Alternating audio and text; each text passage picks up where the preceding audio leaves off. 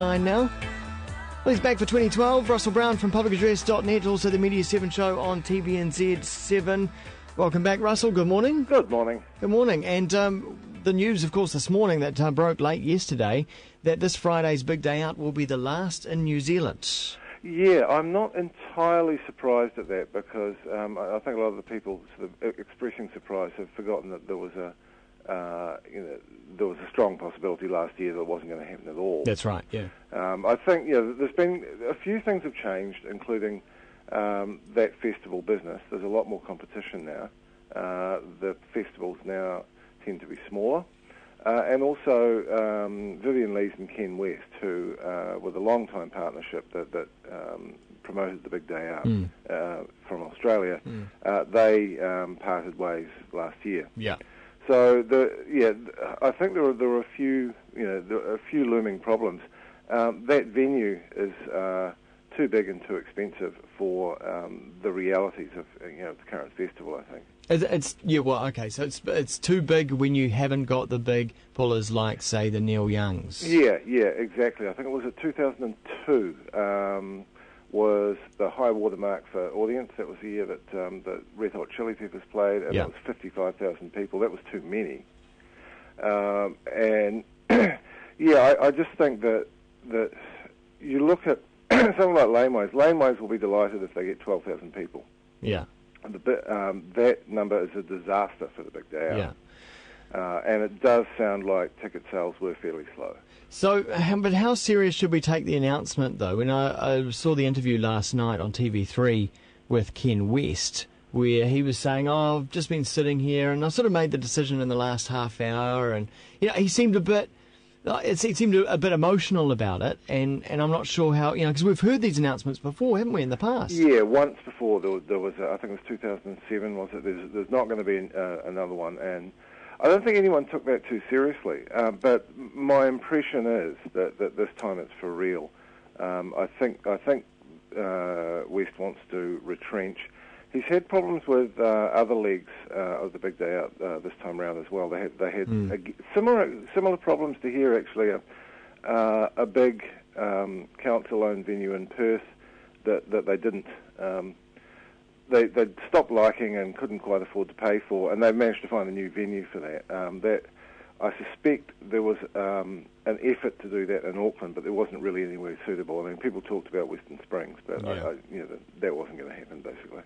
But surely, it's all very well, being an outsider and not organising these events. I know these things are very tough, but couldn't the big day out have survived if every year they nailed one really big successful act? And I'm not talking even sort of the Kanye West, because he's come here with U2 and whatnot. I'm talking about people like Neil Young or Prince or David Bowie, these sort of artists. Yeah, the Prince one is really interesting, and it may have all been different if West had been able to sign Prince.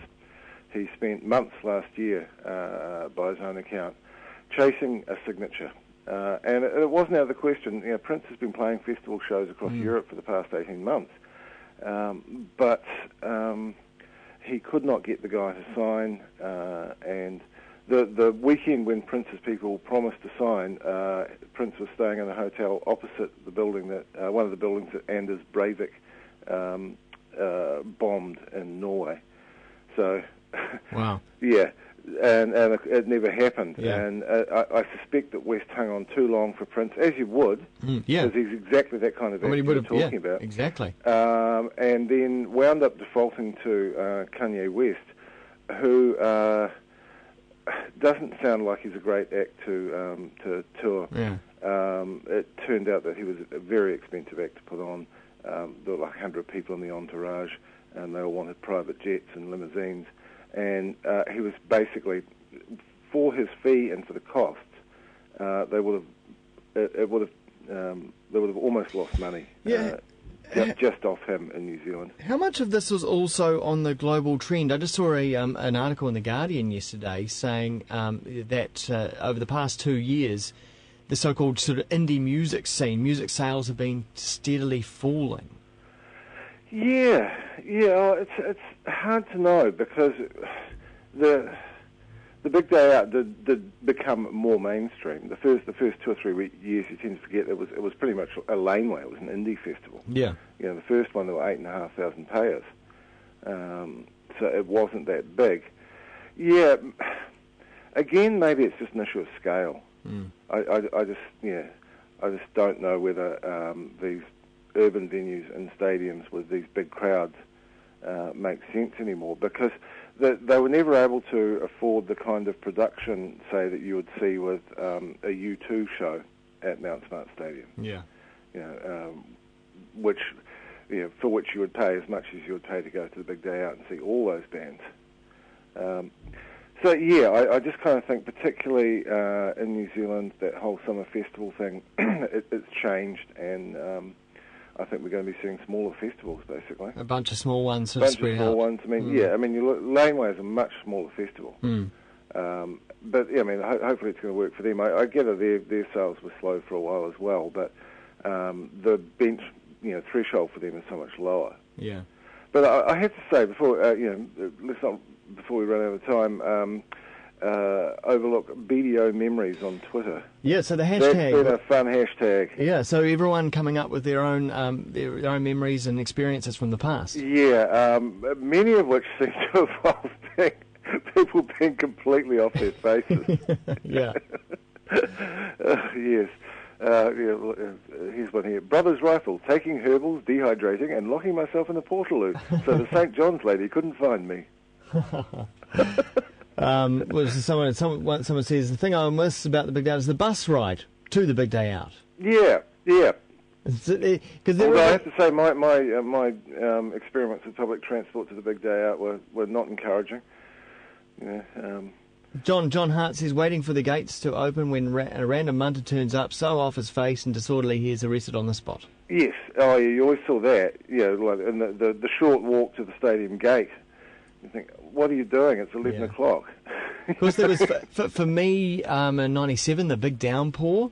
Yes. There was this cloud that sort of hovered only over the stadium, blue sky all around, but just over the stadium, and then sort of put a twist on the day, I suppose. That was, I think, the same year that Elastica played. Yep. And Tricky and Nick Cave. That was extraordinary. I know someone who was in the festival office. And back in the day, Met Service wasn't online. It was a fax service. Yeah. And as the rain was thundering down outside, there was a fax coming through from Met Service saying, no rain on the radar for Auckland. It was absolute freak weather. But I remember that because I was up in the Immortals Lounge, and you could see the edge of it on every side. Yeah. You thought, surely this cloud is going to pass over. It didn't. And it didn't. It was incredible. There was also the same year Belter Space played, and it was a band that I loved and to see them on the main stage. That was just a fantastic moment. And also Love's Ugly Children on the little side stage between the boiler room and the main arena. Oh, right. Sandwiched I remember that little side stage. Yeah.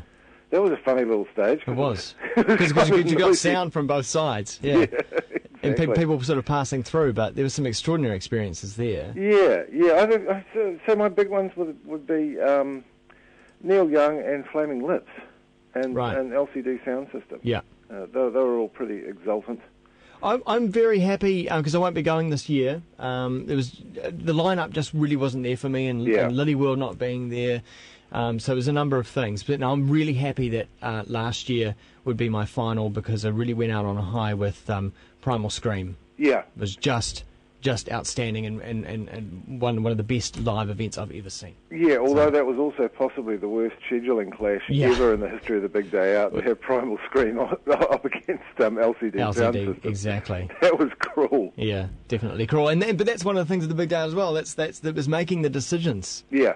For where to go and also timing it as well. Yeah, actually, speaking of that, one thing I did notice was that the Big Day Out is already using the same Create Your Own Schedule web app on its site as C3 Presents, who are the promoters of Lollapalooza and Austin City Limits, with whom Ken West has signed a deal. So the future of this kind of festival in New Zealand, I suspect, will either be a scaled-down Austin City Limits or Lollapalooza, or sideshows. Yeah, sideshows. I think that's it, isn't it? Yeah. Yeah.